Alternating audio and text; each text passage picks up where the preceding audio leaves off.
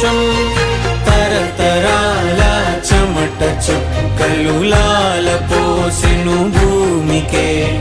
బాధ్యతగా కొనసాగినాదో నైవేద్యమేగా స్వామికే